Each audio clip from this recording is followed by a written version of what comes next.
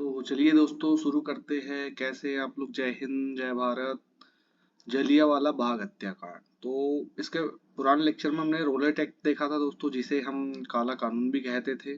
तो जलियांवाला बाग हत्याकांड शुरू करने जा रहे हैं दोस्तों। ये आपको पता होगा कि एक भयावह घटना हुई थी भारतीय इतिहास की, आधुनिक भारतीय इतिहास की, जिसमें हमने देखे थे कि यह जलियांवाला बाग हत्याकांड जो है 1919 में घटित हुआ था। तो क्या था दोस्तों, रोलेट एक्ट में काला कानून कह के इसको जो है किसी भी व्यक्ति को बिना किसी जो है उसके क्या कहना चाहिए कि बिना किसी इसमें यानी मुकदमे के जेल में बंद रखा जाता था। तो जिसके विरोध में जो है यहाँ पर जो है कुछ नेताओं ने, जैसे डॉक्टर सत्यपाल और सैफुद्दीन किचलू को जो है गिरफ्तारी कर लिया गया था। किसके द्वारा? तो वो थे दोस्तों कौन? General O'Dyer. ठीक है दोस्तों, वो जनरल ओ डायर ने उनको गिरफ्तारी का आदेश दिया था। तो लेकिन ये जलियांवाला बाग हत्याकांड से संबंधित है दोस्तों जनरल आर डायर, रेजिनॉल्ड जिसका नाम था। तो चलिए दोस्तों शुरू करते हैं। तो दोस्तों आपको पता होगा कि 13 अप्रैल 1919 का दिन था, वैसाखी का दिन था। तो उस दिन क्या हुआ दोस्तों कि डॉक्टर सत्यपाल व सैफुद्दीन किचलू की गिरफ्तारी के विरोध में अमृतसर, पंजाब में एक शहर है अमृतसर के जलियांवाला बाग में एक सभा का आयोजन किया जा रहा था। शांतिपूर्वक सभा थी दोस्तों, ये लोगों के द्वारा अमृतसर में जो है इसके विरोध में, गिरफ्तारी के विरोध में एक सभा का आयोजन किया जा रहा था जलियांवाला बाग में। सभा स्थल पर जनरल उस समय के आर डायर थे। तो देखिए दोस्तों, जो उनको गिरफ्तारी करवाया था किसने? सैफुद्दीन किचलू और डॉक्टर सत्यपाल को जनरल ओ डायर ने। ठीक है दोस्तों, जनरल ओ डायर ने। ठीक है दोस्तों। तो लेकिन यहाँ पर कौन है? जनरल आर डायर है, रेजिनॉल्ट ने बिना किसी पूर्व सूचना या चेतावनी के भीड़ पर गोलियां चलवा दी, जिसमें हजारों लोग क्या हो गए दोस्तों? मारे गए। देखिए दोस्तों, बहुत ही क्रूरतम हत्या थी ये। एक सभा हो रही थी, सभा में हजारों लोग सम्मिलित थे, जिसमें आर डायर नामक जनरल आए। उन्होंने बिना किसी पूर्व चेतावनी के सूचना के भीड़ पर गोलियां चलवा दी, जिसमें हजारों लोग मारे गए। तो ऐसा जलियांवाला बाग था दोस्तों, केवल उसका एक ही दरवाजा था।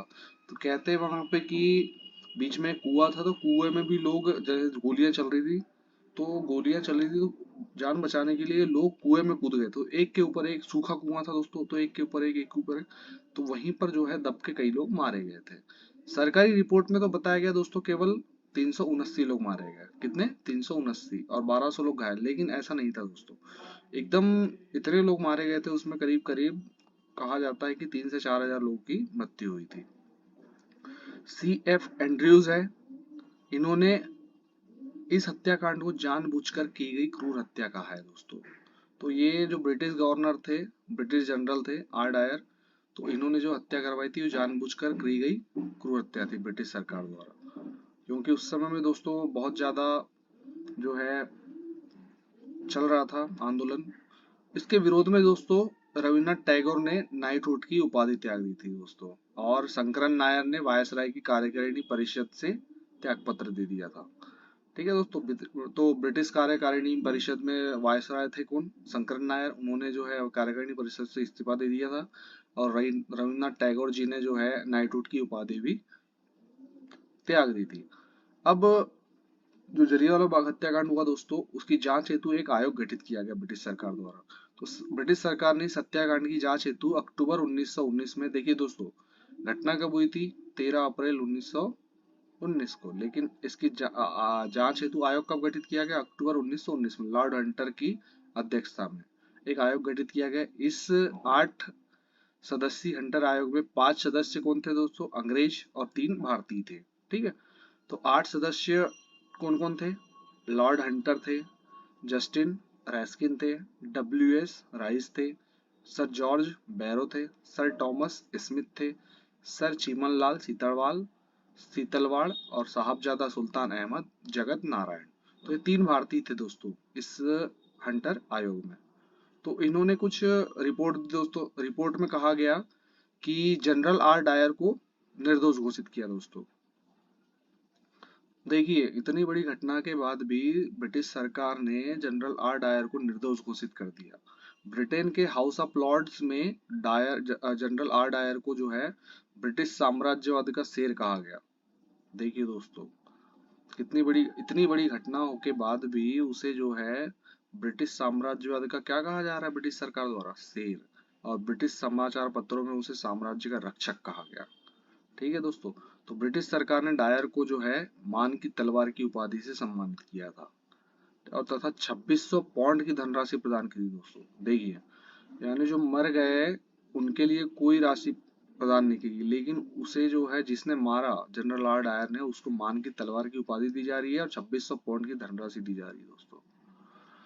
इसी के विरोध में जो है भारतीयों द्वारा तहकीकात कमेटी बनाई गई, जिसमें जो है 1919 में क्या किया दोस्तों, यानी इसके विरोध में जो है ये जो कमेटी बनी उसके विरोध में जो है 1 मार्च 1920 में जो है, देखो मार्च 1920 में क्या किया गया था दोस्तों, हंटर कमेटी ने रिपोर्ट प्रदर्शित की थी। तो कांग्रेस ने जो है 1919 में, ठीक है दोस्तों, तो मदन मोहन मालवीय की अध्यक्षता में तहकीकात समिति नियुक्त की थी। कौन सी कमेटी? तहकीकात कमेटी। इस समिति के सदस्य कौन कौन थे दोस्तों? महात्मा गांधी थे, मोतीलाल नेहरू थे, अब्बास तैयबी थे, सी आर दास और एम आर जयकर प्रमुख थे। तो महात्मा गांधी भी इस समिति में शामिल थे, तहकीकात कमेटी में। इस समिति ने अधिकारियों को दोषी पाया। जो भी अधिकारी थे, जैसे जनरल आर डायर हो गया, तो सब अधिकारियों को क्या पाया दोस्तों, इस तहकीकात कमेटी ने दोषी पाया था। सरकार से उनके खिलाफ कार्रवाई व मृतक परिवार को आर्थिक सहायता देने की मांग की, परंतु ब्रिटिश सरकार ने इस मांग को क्या कर दिया दोस्तों? अस्वीकार कर दिया। क्योंकि दोस्तों देखिए, इतनी बड़ी घटना होने के बाद भी कांग्रेस अपना ब्रिटिश सरकार जो है शांत रही दोस्तों। तो इससे देखा जाता है कि उस समय में कितनी ज्यादा अंग्रेजों का भारतीयों पर अत्याचार हो रहा था। तो चलिए दोस्तों, ये था जलियांवाला बाग हत्याकांड। इसके कुछ पॉइंट ऑफ व्यू भी हम देखेंगे दोस्तों, जो आपको पता होने चाहिए। धन्यवाद दोस्तों, मिलते हैं नेक्स्ट लेक्चर में।